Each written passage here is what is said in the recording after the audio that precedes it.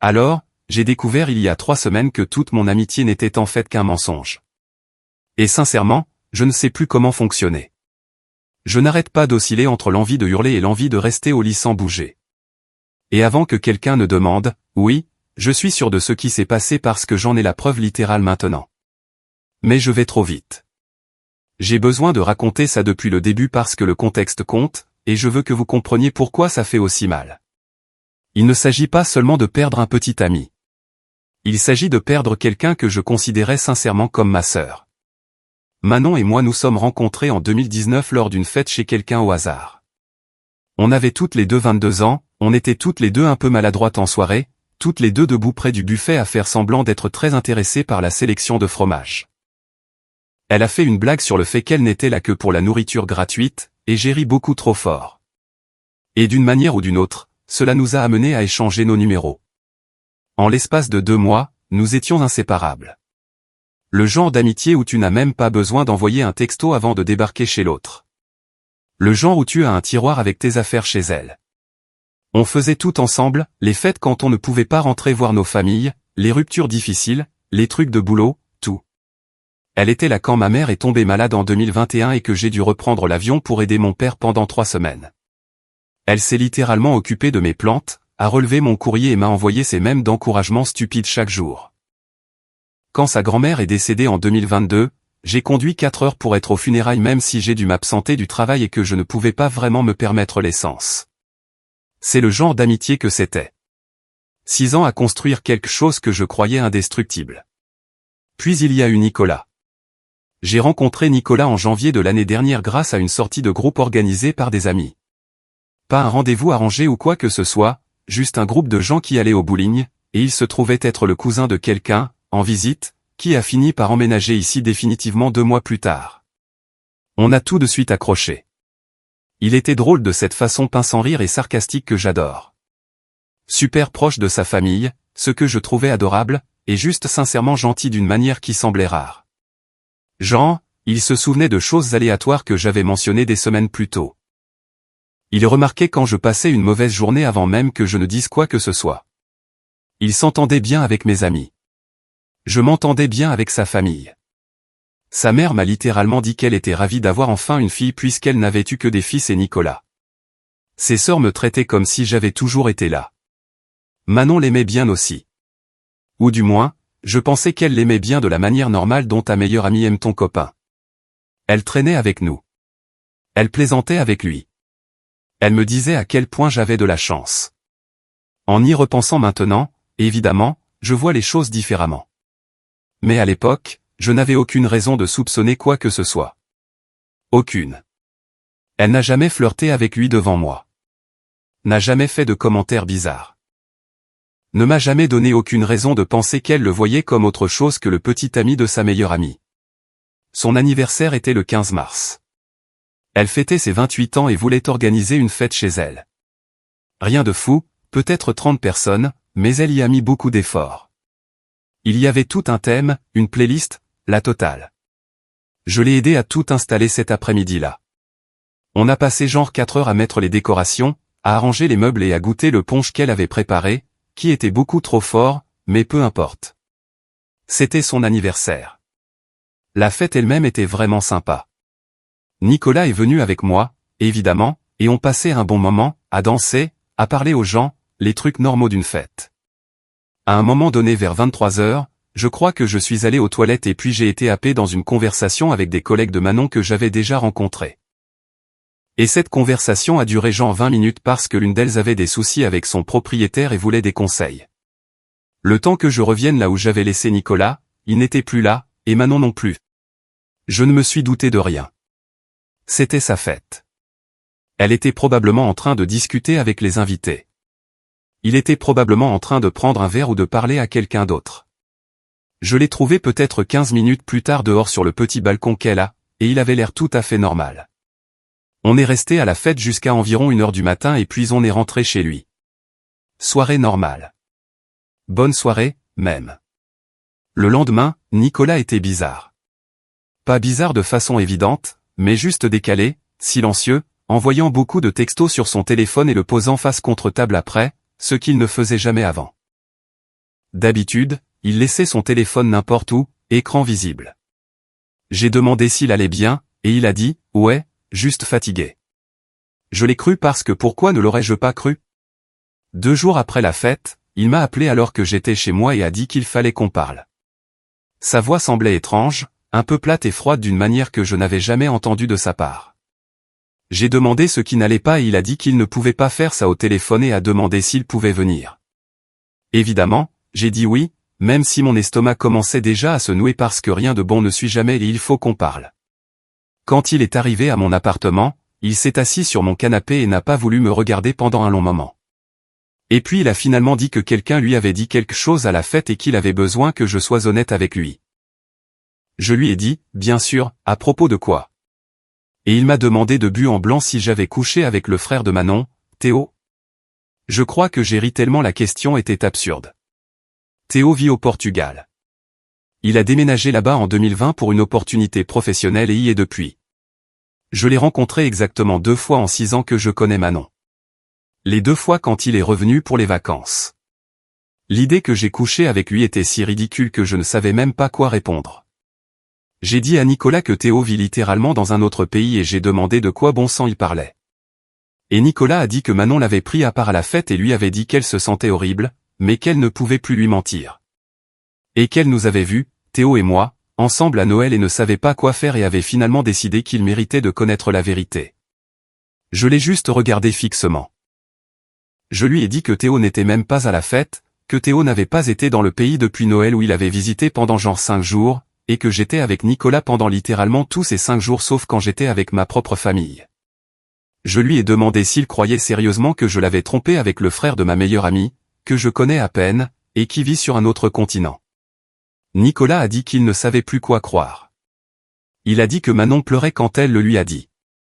Elle tremblait. Elle semblait vraiment bouleversée par ça. Elle lui a donné des détails précis sur le moment où c'était censé s'être produit, ou, ce qu'elle avait vu. Je perdais la tête à ce moment-là. Je n'arrêtais pas de demander quels détails. Qu'est-ce qu'elle a dit? Parce que peu importe ce qu'elle lui a raconté, c'était un mensonge complet, et j'avais besoin de savoir contre quoi je me défendais. Il ne voulait pas me dire exactement ce qu'elle avait dit. Il répétait juste qu'elle était très précise et très convaincante. Et pourquoi inventerait-elle une chose pareille sur sa propre meilleure amie? C'est ce à quoi il revenait sans cesse.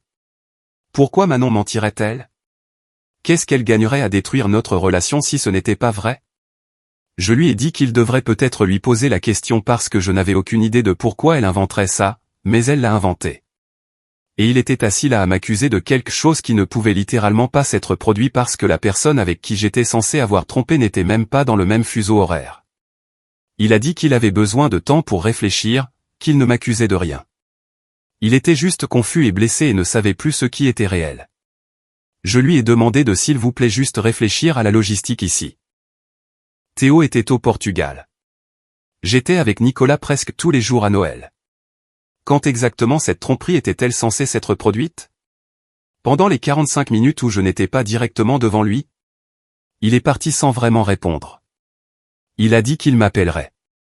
Les jours suivants furent un enfer absolu. J'ai appelé Manon immédiatement après le départ de Nicolas et elle n'a pas répondu. Je lui ai envoyé un texto lui demandant ce qu'elle avait raconté à Nicolas et pourquoi. Pas de réponse. J'ai rappelé. Rien. Je suis allé à son appartement et j'ai frappé pendant 10 minutes et soit elle n'était pas là, soit elle m'ignorait. Je devenais folle à essayer de comprendre pourquoi ma meilleure amie dirait à mon petit ami que je l'ai trompé alors que je ne l'ai pas fait, alors que la personne avec qui j'étais censé avoir trompé n'était même pas disponible pour le faire. Nicolas et moi avons échangé des textos pendant ces jours-là. Il n'arrêtait pas de dire qu'il essayait de comprendre ce qui était vrai. Je n'arrêtais pas de lui dire que la vérité était que je n'avais jamais trompé et que Manon mentait et que je ne savais pas pourquoi. J'ai demandé s'il avait parlé à Théo, si quelqu'un avait pris la peine de vérifier si Théo était même dans le pays. Il a dit qu'il n'avait pas les coordonnées de Théo et qu'il ne se sentait pas à l'aise de les demander à Manon étant donné les circonstances. Au 4e jour de ce cauchemar, j'ai finalement eu Manon au téléphone. Elle a décroché et a immédiatement commencé à parler avant même que je puisse dire quoi que ce soit. Elle disait qu'elle était tellement désolée et qu'elle savait que c'était dur pour moi, mais qu'elle ne pouvait plus voir Nicolas être trompé. Et qu'elle espérait qu'un jour je pourrais lui pardonner d'avoir dit la vérité, même si ça faisait mal. Je l'ai coupé et lui ai dit d'arrêter son cinéma parce que nous savions toutes les deux que rien ne s'était passé avec Théo, et je voulais savoir pourquoi elle me faisait ça. Elle est devenue silencieuse une seconde puis sa voix a changé plus dure. Elle a dit qu'elle avait vu ce qu'elle avait vu et qu'elle n'allait pas me laisser la manipuler pour lui faire croire qu'elle était folle. Elle a dit qu'elle m'avait surpris avec Théo à Noël et que c'était gravé dans son cerveau. Et le fait que j'essaie de nier et de la faire passer pour la menteuse était honnêtement dégoûtant. Je lui ai demandé comment elle avait pu surprendre quelque chose qui n'était pas arrivé et elle a dit qu'elle n'allait pas rester là à se faire manipuler, et que je devrais peut-être me concentrer sur le fait d'arranger les choses avec Nicolas au lieu d'attaquer la personne qui avait eu le courage de lui dire la vérité. Elle m'a raccroché au nez. J'ai essayé de rappeler 4 fois et elle n'a pas répondu. À la fin de cette semaine, Nicolas m'a dit qu'il pensait qu'on devrait faire une pause. Il a dit qu'il ne savait pas qui croire et qu'il avait besoin d'espace pour comprendre les choses. Je l'ai supplié de parler directement à Théo pour avoir une confirmation réelle que Théo n'avait été nulle part où il aurait pu être avec moi. Il a dit qu'il essaierait, mais je voyais bien qu'il avait déjà pris sa décision sur quelque chose. La pause est devenue une rupture 3 jours plus tard. Il m'a envoyé un texto. Un texto après tout ce qu'on avait traversé ensemble, 14 mois de ce que je pensais être une relation vraiment solide, et il y a mis fin par texto en disant qu'il ne pouvait pas être avec quelqu'un quand il y avait autant de doutes et d'incertitudes et qu'il espérait que je comprendrais. Je n'ai pas compris. Je ne comprends toujours pas. J'ai pleuré pendant 2 jours d'affilée. J'ai à peine mangé. Je n'arrêtais pas de rejouer chaque interaction en essayant de comprendre d'où ça venait. Pourquoi Manon ferait ça, ce que j'avais bien pu faire pour qu'elle veuille détruire ma vie comme ça. Et puis exactement 19 jours après la fête, je l'ai vue sur Instagram. Manon a posté une photo d'elle et Nicolas, son bras autour d'elle, une légende sur le fait de trouver le bonheur dans des endroits inattendus et d'être reconnaissante envers les gens qui vous aident à traverser les moments difficiles. Elle l'a tagué, a tagué le lieu, un restaurant en ville où je n'étais même jamais allé. J'ai cliqué sur son profil et il y avait d'autres photos d'eux ensemble. Une de ceux qui ressemblait à une randonnée, une de l'arrière-cour de quelqu'un, toutes datant des 2 dernières semaines. Tout ça pendant qu'il était censé prendre de l'espace pour comprendre ce qui était vrai. Ils étaient ensemble, officiellement ensemble. Elle l'a posté. Il l'a posté. Des commentaires de ses amis disant qu'ils étaient trop mignons ensemble. Des commentaires de gens qu'on connaissait tous les deux agissant comme si c'était normal et bien. J'ai envoyé un texto à Nicolas et lui ai demandé ce qui se passait bon sang. Il a dit que lui et Manon s'étaient rapprochés pendant qu'ils géraient tout ça et qu'une chose en avait entraîné une autre. Il a dit qu'elle comprenait ce qu'il traversait parce qu'elle perdait aussi une amie et qu'ils s'étaient aidés mutuellement à traverser ça. Il a dit qu'il était désolé si ça me blessait, mais qu'il devait suivre son cœur. Suivre son cœur ? Vers la fille qui a menti sur le fait que je trompais, qui a inventé toute une histoire sur son propre frère pour nous séparer, qui a ensuite débarqué pour le réconforter et est devenue sa petite amie en l'espace de 3 semaines ? J'ai essayé de lui redire qu'elle avait menti, que tout ça était un coup monté, qu'elle avait inventé l'histoire de Théo pour me le voler. Il a dit qu'il ne voulait plus m'entendre dire du mal de Manon, et que je devrais essayer de passer à autre chose pour mon propre bien. Puis il a arrêté de répondre. Donc, me voilà. Mon petit ami sort maintenant avec mon ex-meilleur ami. Mon ex-meilleur ami a détruit 6 ans d'amitié en racontant un mensonge impossible qui a pourtant fonctionné. Et je n'ai littéralement aucun moyen de prouver qu'elle l'a inventé parce que la seule personne qui pourrait confirmer que Théo n'était pas avec moi est Théo lui-même. Et je n'ai aucun moyen de le contacter. Et même si je le pouvais, pourquoi se mêlerait-il de ce pétrin ? J'hésite à contacter nos amis communs pour leur dire ce qui s'est vraiment passé. Une partie de moi veut que tout le monde sache la vérité. Une partie de moi a peur qu'il ne me croie pas non plus. Si Nicolas ne m'a pas cru, pourquoi les autres le feraient-ils ? Manon a toujours été la plus extravertie, celle qui se fait des amis facilement, celle que tout le monde aime. Je suis la calme que les gens connaissent à travers elle. Si ça se résume à sa parole contre la mienne, je sais déjà comment ça va finir. Le pire, c'est que je ne comprends toujours pas vraiment pourquoi. Est-ce qu'elle a toujours été amoureuse de Nicolas ? A-t-elle décidé qu'elle le voulait et a juste élaboré un plan pour l'avoir ? Est-ce qu'elle me détestait depuis tout ce temps et je ne l'ai jamais vue ? 6 ans d'amitié et je réalise que je ne l'ai peut-être jamais connue du tout. Si vous êtes arrivé jusqu'ici, merci d'avoir lu. Je sais que c'était long, mais j'avais besoin de sortir tout ça quelque part parce que j'ai l'impression que je vais exploser si je continue à le garder pour moi. Tout conseil ou même juste du soutien signifierait beaucoup en ce moment. Mise à jour. Beaucoup d'entre vous avaient des questions et des théories et honnêtement, certains d'entre vous ont relevé des choses que je n'avais même pas encore totalement assimilées. Donc je veux vous donner une mise à jour parce qu'il s'est passé beaucoup de choses. Donc après avoir posté, j'ai passé environ 2 jours à juste exister. Pas de façon dramatique. Je fonctionnais, je faisais les choses machinalement, mais mon cerveau était bloqué dans cette boucle à rejouer tout encore et encore. Plusieurs d'entre vous ont suggéré que je contacte des amis communs pour donner ma version avant que Manon ne puisse déformer l'histoire. Et honnêtement, je savais que vous aviez raison, mais j'avais peur.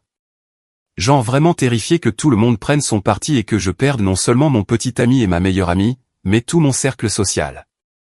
Mais ensuite j'ai réalisé que c'était probablement déjà en train d'arriver de toute façon. J'ai commencé à remarquer de petites choses sur les réseaux sociaux.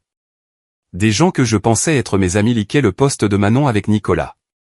Des commentaires sous leurs photos de gens qui savaient pertinemment qu'on avait été ensemble. Personne ne prenait de mes nouvelles. C'était comme si j'avais déjà été effacé de l'histoire. Il y a cette fille, Céline, que je connais depuis environ 4 ans. On s'est rencontrés grâce à Manon en fait, mais avec le temps on s'était rapprochés de notre côté. On allait manger ensemble parfois, juste toutes les deux. On s'envoyait des textos sur des trucs au hasard, ce genre de choses.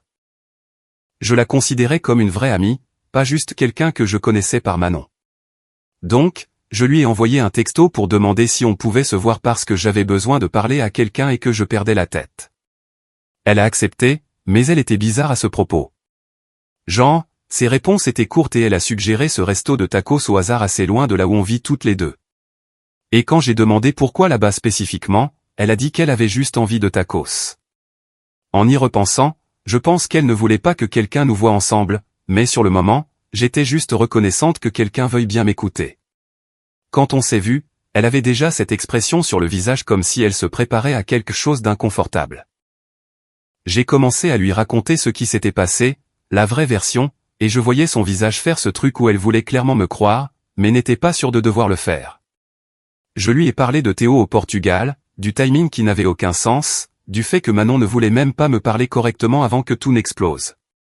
Céline est restée silencieuse un moment, et puis elle a dit quelque chose qui m'a vraiment déstabilisé. Elle a dit que Manon avait déjà parlé à pratiquement tout le monde. Et l'histoire qu'elle racontait était que je trompais Nicolas depuis des mois, que Théo était juste celui avec qui elle m'avait surprise, et que j'avais apparemment avoué à Manon il y a quelque temps que je n'étais pas vraiment heureuse avec Nicolas, et que je cherchais une porte de sortie. J'ai littéralement dû poser ma fourchette parce que je ne pouvais plus manger. Je lui ai demandé si elle était sérieuse, et elle a dit, ouais, c'est ce que Manon racontait aux gens. Que c'était moi qui voulais sortir de la relation, et que Théo était juste la goutte d'eau, et que Manon se sentait horrible d'avoir fini par développer des sentiments pour Nicolas, mais qu'elle avait toujours essayé d'être là pour lui pendant cette période difficile. Et c'est juste arrivé. L'audace de cette femme. L'audace. Non seulement elle a inventé un mensonge sur le fait que je couchais avec son frère qui vit de l'autre côté de l'océan, mais elle a ensuite créé toute une histoire selon laquelle j'étais apparemment malheureuse et cherchais à quitter Nicolas. Bref, elle réécrivait littéralement toute notre relation pour se faire passer pour une sorte de spectatrice innocente qui a juste fini par avoir des sentiments en réconfortant un homme brisé. J'ai demandé à Céline si elle croyait cette version des faits. Elle a hésité beaucoup trop longtemps avant de dire qu'elle ne savait plus quoi croire. Elle a dit que Manon avait été très convaincante et très émotive et qu'elle n'avait jamais connu Manon mentir sur des choses importantes. Je lui ai demandé si elle m'avait déjà connu mentir sur des choses importantes et elle a admis que non, mais a ensuite dit que toute cette situation était tellement compliquée et qu'elle ne voulait pas prendre parti. Ça a fait plus mal que je ne le pensais. Je lui ai dit que je ne lui demandais pas de prendre parti. Je lui demandais de considérer que peut-être la personne qui a fini par sortir avec mon copain 3 semaines après nous avoir séparés pouvait avoir une arrière-pensée. Elle a dit qu'elle y avait pensé, mais que Manon avait abordé le sujet directement. Apparemment, elle a dit à tout le monde qu'elle se sentait terrible par rapport au timing et qu'elle avait essayé de combattre ses sentiments. Mais Nicolas était tellement blessé et ils se sont rapprochés grâce à leur douleur commune de m'avoir tous les deux perdu de différentes manières. Douleur commune de m'avoir perdu ? Je n'ai rien fait. C'est moi sur qui on a menti et qu'on a largué. Et maintenant, apparemment, je suis la méchante qui les a blessés tous les deux si fort qu'ils ont dû se réconforter l'un l'autre jusqu'à se mettre en couple. J'ai quitté ce déjeuner en me sentant pire qu'avant. Céline m'a prise dans ses bras et a dit qu'elle était désolée que je traverse ça et qu'elle espérait que la vérité finirait par éclater, mais elle n'allait clairement pas être celle qui pousserait pour ça. Elle voulait rester neutre, ce qui signifiait essentiellement qu'elle allait rester amie avec Manon tout en me gardant à distance jusqu'à ce que tout ça se tasse. Classique. Quelques jours plus tard, j'ai fait quelque chose de probablement stupide. Je suis allé en voiture jusqu'à l'appartement de Manon. Je sais, certains d'entre vous sont déjà en train d'écrire que j'aurais dû laisser tomber et me concentrer sur moi-même, mais j'avais besoin de réponses. J'avais besoin de la regarder en face et de l'entendre me justifier ça directement. Pas par l'intermédiaire de Nicolas, pas par celui de Céline, directement. Elle a ouvert la porte et pendant une seconde, elle a eu l'air presque effrayée, comme si elle ne m'attendait pas et n'avait pas son histoire prête. Mais ensuite son visage a pris cette expression que je ne peux décrire que comme de la pitié. Comme si elle avait de la peine pour moi. Elle a demandé ce que je voulais et j'ai dit que je voulais savoir pourquoi. Juste pourquoi? Après tout ce qu'on avait vécu, 6 ans d'amitié, pourquoi inventerait-elle une chose pareille? Elle a poussé un gros soupir et a dit qu'elle n'avait rien inventé. Elle a dit qu'elle savait ce qu'elle avait vu et qu'elle était désolée que ça ait détruit ma relation. Mais qu'elle ne pouvait pas mentir à Nicolas juste pour me protéger. Je lui ai demandé ce qu'elle avait vu exactement parce que je voulais des détails vu qu'apparemment elle racontait tous ces détails à tout le monde. Elle a dit qu'elle était entrée dans sa chambre d'amis à Noël et nous avait vus, moi et Théo, et que c'était suffisant. Je lui ai dit que Théo n'était pas à son appartement ce Noël-là. Il est resté avec leurs parents tout le temps parce que leur mère était malade et voulait qu'il reste près d'elle. Elle a marqué une pause d'une seconde, à peine, avant de dire qu'elle s'en souvenait différemment. J'ai demandé comment elle pouvait s'en souvenir différemment alors que ce n'était littéralement pas arrivé et elle a juste continué d'insister qu'elle savait ce qu'elle avait vu. Puis je lui ai demandé pour le reste. Le truc sur le fait que j'étais malheureuse dans ma relation, que je voulais en sortir, que je lui aurais soi-disant avoué des choses. D'où sortait tout ça? Elle a dit que je me plaignais parfois de Nicolas et qu'elle s'était toujours demandé si j'étais vraiment engagée envers lui. Je lui ai dit que tout le monde se plaint de son partenaire parfois, ça ne veut pas dire qu'ils trompent ou veulent partir. Elle a pris cet air comme si elle en avait assez de répondre à mes questions. Elle a dit qu'elle comprenait que j'étais contrariée et qu'elle comprenait que j'avais probablement besoin de quelqu'un à blâmer, mais qu'elle n'allait pas rester là à me laisser l'accuser de mentir alors qu'elle était celle qui avait eu le courage de dire la vérité. Je lui ai dit qu'il n'y avait pas de vérité parce que rien ne s'était passé et que je ne sais pas ce qu'elle croit avoir vu. Mais Théo n'était pas à son appartement ce Noël-là, et je n'ai jamais été avec lui nulle part. Elle a commencé à fermer la porte et a dit, peut-être que je devrais me concentrer sur pourquoi j'ai ressenti le besoin de tromper au lieu d'attaquer les gens qui tenaient assez à Nicolas pour être honnête avec lui. J'ai coincé mon pied dans la porte, probablement pas mon meilleur moment, et je lui ai demandé de juste l'admettre. Juste admettre qu'elle le voulait, et qu'elle a inventé ça pour l'avoir. Elle a ri et a dit que j'avais l'air pathétique et désespéré et que peut-être Nicolas avait raison de me quitter. La porte s'est fermée. Je suis resté là pendant bien 5 minutes juste à essayer d'assimiler. Elle n'a pas craqué du tout. Soit elle croit sincèrement à son propre mensonge d'une manière ou d'une autre, soit c'est une bien meilleure actrice que je ne le pensais. Dans tous les cas, je suis parti avec rien d'autre qu'une confirmation supplémentaire qu'elle n'admettrait jamais ce qu'elle a fait. Après cette confrontation, j'ai un peu vrillé. Pas de façon dangereuse, juste de façon obsessionnelle. J'ai commencé à repasser en revue les vieux textos et photos pour essayer de trouver le moindre signe que Manon avait des sentiments pour Nicolas avant ça. N'importe quel moment où elle l'aurait regardé trop longtemps ou dit quelque chose de bizarre.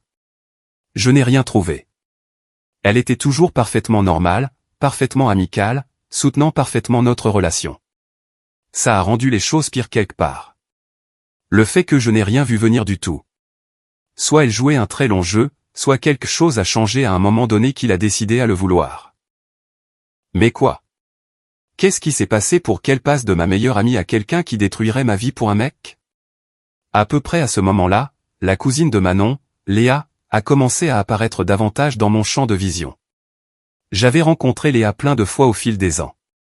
Elle était à la plupart des réunions de famille de Manon et à certaines de ses plus grandes fêtes. Elle a peut-être 3 ou 4 ans de moins que nous et a toujours semblé être le genre qui voulait être incluse dans tout. Pas de manière agaçante exactement, juste très désireuse de faire partie de ce qui se passait. Elle avait toujours été amicale avec moi, commentait mes photos parfois, ce genre de truc. J'ai remarqué qu'elle était soudainement présente dans beaucoup de posts de Manon et Nicolas, genre en arrière-plan de leurs photos, commentant avec des emojis cœur, postant des stories où elle traînait avec eux. Ça piquait de voir ça parce que c'était comme si tout le monde était passé à autre chose et avait accepté cette nouvelle réalité où Manon et Nicolas étaient en couple, et j'étais apparemment l'ex-infidèle qui s'était attiré ça toute seule. Un soir, j'étais vraiment mal dans ma tête et j'ai fini par sortir avec Chloé, une fille que je connais depuis longtemps qui n'est pas liée à tout le drame de Manon. On est allé dans ce bar où on allait à la fac et où je n'avais pas mis les pieds depuis des années, je voulais juste boire et tout oublier pendant quelques heures. On était là depuis peut-être 2 heures quand Chloé est allée aux toilettes et j'étais juste assise au bar à tripoter mon téléphone. Ce type s'est assis à côté de moi et a commencé à me draguer et j'essayais poliment de couper court quand j'ai entendu quelqu'un dire mon nom derrière moi.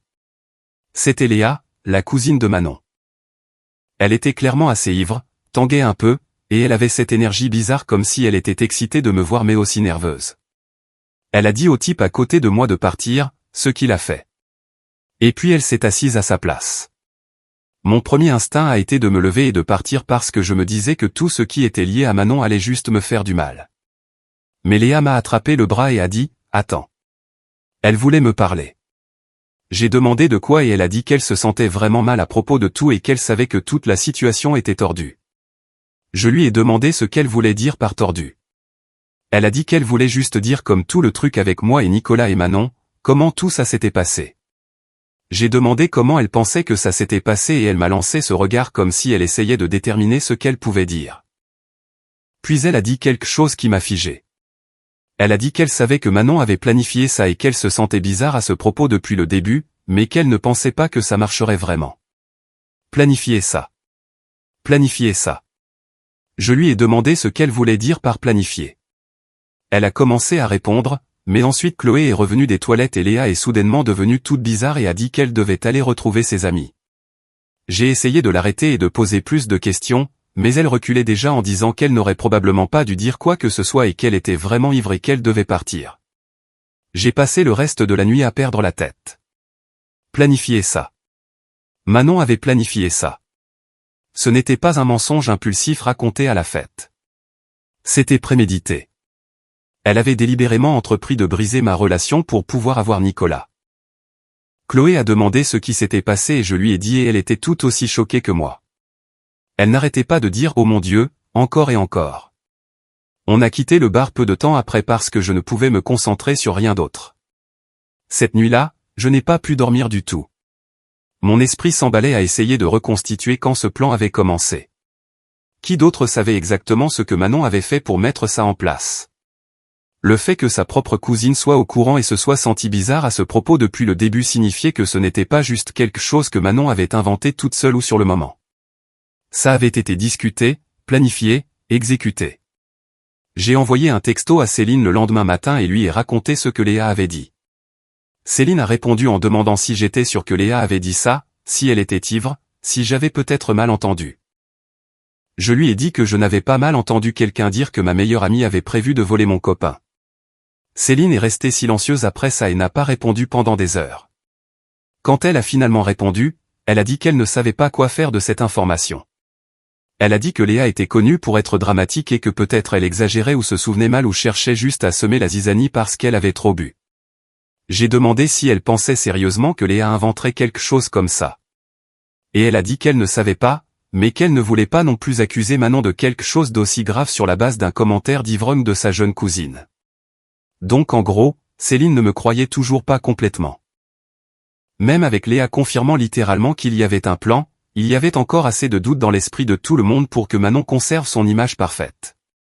Je savais ce que je devais faire. Je devais parler à nouveau à Léa, sobre cette fois. J'avais besoin de découvrir exactement ce qu'elle savait et exactement quel était le plan de Manon et de lui faire confirmer d'une manière que personne ne pourrait rejeter comme des divagations d'ivrogne. J'ai trouvé Léa sur Instagram et lui ai envoyé un message. Rien de conflictuel, juste « Et, tu as dit quelque chose au bar dont je pense qu'on a besoin de parler davantage. On peut se voir ?» Elle m'a laissé en vue pendant presque 2 jours. Puis elle a finalement répondu et a dit qu'elle ne pensait pas que c'était une bonne idée. Elle a dit qu'elle était ivre et qu'elle en avait dit plus qu'elle n'aurait dû et qu'elle ne voulait pas se retrouver au milieu de ça. Je lui ai dit qu'elle était déjà au milieu de ça en sachant ce que Manon avait fait et en ne disant rien.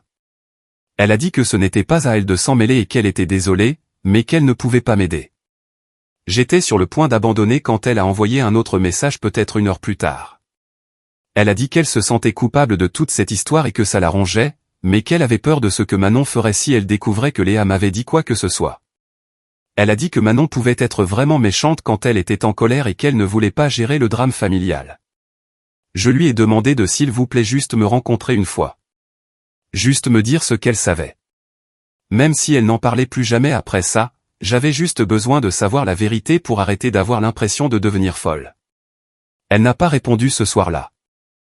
Le lendemain matin, elle a envoyé un texto et a dit « Ok, une fois, mais je dois promettre de ne pas dire à qui que ce soit qu'elle m'a parlé. » J'ai promis.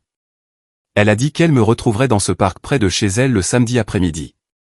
C'est là où j'en suis en ce moment. J'ai un rendez-vous avec Léa prévu pour ce week-end. Je suis terrifié qu'elle se défile ou qu'elle vienne et refuse de me dire quoi que ce soit d'utile.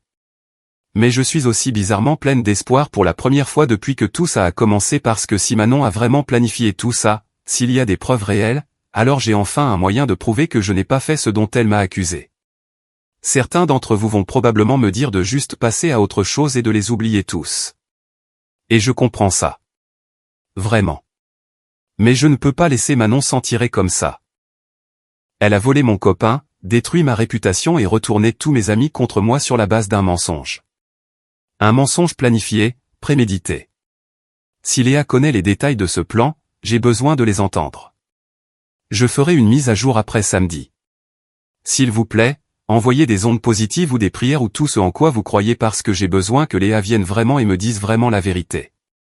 Après des semaines à me sentir impuissante et folle, c'est peut-être ma seule chance de prouver enfin ce qui s'est vraiment passé. Dernière mise à jour. Ok, donc samedi est passé et j'ai beaucoup de choses à vous dire. Ce sera probablement ma dernière mise à jour parce qu'honnêtement, je suis épuisé et je pense que j'ai enfin tourné la page, même si ce n'est pas de la manière que je voulais à l'origine. Léa est venue. J'étais sincèrement choqué parce que j'ai passé toute la matinée convaincu qu'elle allait se défiler. Mais elle était là au parc quand je suis arrivé, assise sur un banc, l'air super nerveuse. Elle m'a fait promettre à nouveau que je ne dirais pas à Manon qu'elle m'avait parlé, et j'ai dit oui, même si à ce stade, je me fichais pas mal de ce que Manon pensait. Elle a commencé à parler, et honnêtement, c'était pire que ce à quoi je m'attendais. Elle a dit que Manon s'intéressait à Nicolas depuis en gros la 2e fois qu'elle l'avait rencontré, genre des mois après le début de ma relation avec lui. Elle ne m'a rien dit évidemment, mais elle en parlait à Léa de comment Nicolas était exactement son type. Comment elle n'arrivait pas à croire que j'avais trouvé quelqu'un comme lui. Que ce n'était pas juste que je tombe toujours sur les bons. J'ai demandé ce qu'elle voulait dire par toujours tomber sur les bons et Léa est devenue mal à l'aise et a dit qu'il y avait eu un gars avant Nicolas, quelqu'un avec qui j'étais sorti brièvement il y a peut-être 4 ans et qui intéressait aussi Manon. Mais cette relation s'est terminée d'elle-même. Donc Manon n'a jamais eu besoin de faire quoi que ce soit. Cette fois cependant, moi et Nicolas c'était sérieux. Vraiment sérieux, et apparemment Manon ne supportait plus de nous voir heureux. Le plan a commencé à se former vers janvier. Manon se confiait à Léa sur le fait qu'elle ne pouvait pas s'arrêter de penser à Nicolas et qu'elle savait que c'était mal, mais elle avait l'impression qu'on n'était pas fait l'un pour l'autre de toute façon, et qu'elle le traiterait tellement mieux. Léa a dit qu'elle pensait que c'était juste des paroles en l'air au début. La façon dont les gens se plaignent de vouloir des choses qu'ils ne peuvent pas avoir, mais ensuite Manon a commencé à dire qu'elle devait faire quelque chose à ce sujet. Le mensonge sur Théo était calculé. Elle a choisi son frère spécifiquement parce qu'il vivait loin et ne pouvait pas facilement le nier. Elle s'est dit que si elle disait avoir vu quelque chose à Noël, ce serait sa parole contre la mienne. Et elle était convaincue que Nicolas la croirait parce que pourquoi une meilleure amie mentirait-elle sur une chose pareille? Elle a dit à Léa qu'elle allait le faire à sa fête d'anniversaire parce qu'il y aurait de l'alcool et des émotions. Et ça semblerait plus crédible qu'elle finisse par craquer et dire la vérité après l'avoir gardé pour elle pendant des mois. Léa m'a montré les textos. Elle a littéralement sorti son téléphone et m'a montré des captures d'écran de conversation entre elle et Manon de janvier à mars. Manon parlant de son plan. Manon demandant à Léa quelle était selon elle la meilleure approche. Manon écrivant littéralement qu'elle allait dire à Nicolas qu'elle m'avait surpris avec Théo et être là ensuite pour le réconforter. J'étais assise là à lire ces messages et j'avais vraiment la nausée. Pas de façon théâtrale, juste ce sentiment horrible au fond de l'estomac de voir ma soi-disant meilleure amie taper son complot pour détruire ma relation dans des textos décontractés comme si elle planifiait une fête. Il y a un message qui m'a vraiment touché. Manon a envoyé un texto à Léa genre une semaine avant son anniversaire disant qu'elle était nerveuse mais excitée et qu'elle savait que Nicolas aurait besoin de temps pour digérer, mais qu'elle allait être patiente et le laisser venir à elle naturellement. Elle a littéralement écrit « Il va avoir besoin de quelqu'un sur qui s'appuyer et je serai juste là ». J'ai demandé à Léa pourquoi elle ne m'avait jamais prévenu et elle a dit qu'elle ne pensait honnêtement pas que Manon irait jusqu'au bout. Elle pensait que c'était juste des paroles. Et puis quand c'est vraiment arrivé, elle a eu peur de s'en mêler parce que Manon était de la famille et elle ne voulait pas créer de drame. Je voulais lui en vouloir, mais honnêtement, j'étais juste reconnaissante qu'elle me dise enfin la vérité. Elle m'a laissé faire des captures d'écran de tout, chaque message, et puis elle m'a demandé ce que j'allais en faire. J'ai pensé à les envoyer à Nicolas, pour lui faire voir qui était vraiment Manon. Mais honnêtement, j'ai réalisé que je ne voulais même plus de lui. Un homme qui croirait une histoire plutôt que moi sans même vérifier les faits les plus basiques, qui romprait avec moi par texto, qui commencerait à sortir avec ma meilleure amie 3 semaines plus tard. Je ne voulais pas de lui. Que Manon le garde. Il se méritait. Mais je voulais que sa famille sache. Sa mère qui m'avait dit que j'étais comme une fille. Ses sœurs qui me traitaient comme si j'avais toujours été là. Elles méritaient de savoir quel genre de personnes s'incrustaient dans leur famille. J'ai créé une conversation de groupe. Ajouté sa mère. Ses 2 sœurs, Fanny et Violette, dont j'avais encore les numéros depuis qu'on avait organisé des surprises pour Nicolas. Je n'ai pas ajouté Nicolas. J'ai juste envoyé chaque capture d'écran avec un message expliquant ce qui s'était passé. Que Manon avait inventé l'histoire de Théo pour nous séparer. Qu'elle planifiait ça depuis des mois. Que j'avais des preuves de sa propre cousine. Puis j'ai éteint mon téléphone et je ne l'ai pas regardé pendant 6 heures parce que je ne pouvais pas supporter d'attendre les réponses. Quand j'ai enfin regardé, il y avait beaucoup de messages. Fanny avait répondu en premier, juste un tas de réactions choquées et de questions. Violette a dit qu'elle avait toujours trouvé que quelque chose clochait dans la rapidité avec laquelle Nicolas était passé à autre chose. Et sa mère. Sa mère a envoyé ce long message disant qu'elle était horrifiée et dégoûtée et qu'elle avait accueilli Manon chez elle et l'avait traitée comme de la famille. Et pendant tout ce temps, Manon complotait. La meilleure partie, c'est ce que sa mère a écrit à la fin. Elle a dit qu'elle avait dit directement à Nicolas qu'elle n'accepterait jamais cette fille manipulatrice comme belle-fille, que Manon n'était plus la bienvenue au dîner de famille, qu'elle n'arrivait pas à croire qu'il soit tombé dans une manipulation aussi évidente. Nicolas m'a envoyé un texto plus tard dans la soirée, la première fois qu'il me contactait depuis que tout s'était effondré. Il voulait savoir pourquoi j'avais envoyé ces captures d'écran à sa famille, disant que je n'avais aucun droit de les impliquer. Je lui ai dit que j'avais tous les droits de me défendre contre des mensonges, et que s'il avait pris la peine de vérifier quoi que ce soit de ce que Manon lui avait dit au lieu de juste la croire, rien de tout cela ne serait arrivé. Il a essayé de se défendre, disant que Manon avait été si convaincante et qu'il était confus et blessé. Je lui ai dit que je m'en fichais désormais. Il a fait son choix et maintenant il doit vivre avec. Avec une petite amie que toute sa famille déteste, avec une mère qui pense qu'il est un idiot, avec des sœurs qui ne regarderont jamais Manon sans voir ses captures d'écran. Il a demandé si on pouvait parler en personne et j'ai dit non. Il n'y avait plus rien à dire. Il a choisi de croire un mensonge plutôt que moi et il a choisi de sortir avec la menteuse. C'est son problème pour toujours. Aux dernières nouvelles de Fanny, Manon a essayé de venir à un dîner de famille la semaine dernière et sa mère lui a littéralement demandé de partir devant tout le monde. Nicolas a apparemment essayé d'argumenter, mais sa mère n'a rien voulu savoir. Elle a dit qu'elle refusait de rompre le pain avec quelqu'un qui avait manipulé son fils et détruit la réputation d'une fille innocente pour son propre gain égoïste. Manon et Nicolas sont toujours ensemble pour autant que je sache. Mais d'après ce que je vois, elle est essentiellement bannie de sa famille. Sa mère ne veut pas la reconnaître. Ses sœurs refusent de lui parler.